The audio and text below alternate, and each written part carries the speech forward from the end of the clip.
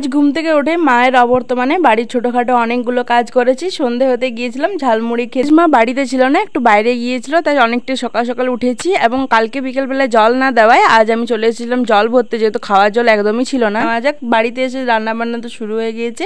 পাঁচফোড়নের একটা প্যাকেট আগের দিন বিকেলবেলায় আনা হয়েছিল, কিন্তু কৌটোয় ঢালা হয়নি, তাই প্রথমে সেটাই ঢাললাম। কারণ কি, এরপর তো আমি ডাল ছকবো, তাই যে পাঁচফোড়ন তো দরকার আর কি।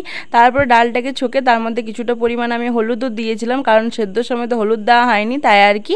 আর ডাল ছকা কমপ্লিট হয়ে গেছে। বাইরে এসে দেখি প্রচন্ড রোদ দিয়েছে, জলও তেষ্টা পেয়েছিল, তারপর তো জলটা খেয়ে নিই। হঠাৎ নজর যাই পাতাবার গাছটি, দেখতে পাচ্ছ কত বড় হয়ে গেছে। এদিকে দুধও গরম হয়ে গেছে। তারপর কিছু বাসন ছিল এটো, সেগুলো ভাবলাম ধুয়ে নিই। তারপর ধোয়া মাজা করে বিকেল হতে চলে গিয়েছিলাম বান্ধবীর সাথে একটু ঘুরতে। তার কিছু কেনাকাটা করার ছিল, আমার সেরকম কিছু কেনাকাটা করার ছিল না, তাও আমি তার সাথে গিয়েছিলাম, যেহেতু সে আমার বেস্ট ফ্রেন্ড আর কি। তারপরে আমরা গিয়েছিলাম একটা দোকানে, সেখান থেকে আমি একটা কেক নিয়েছিলাম। তারপরে গিয়েছিলাম তার সাথে দোকানে। এখন যেহেতু দুর্গাপুজোর সামনে চলে এসেছে, আমার কেনাকাটা অবশ্য মহালয়ার আগের দিনই হবে, কিন্তু যাই হোক তার সাথে গিয়েছিলাম। তারপর স্টেশনের কাছে একটা ঝালমুড়ি বিখ্যাত একটা দোকান রয়েছে, একটা দাদুর দোকান, সেখান থেকে কিছু পরিমাণ ঝালমুড়ি কিনে নিই। তো আজকের জন্য ভিডিওটি এখানে শেষ করছি।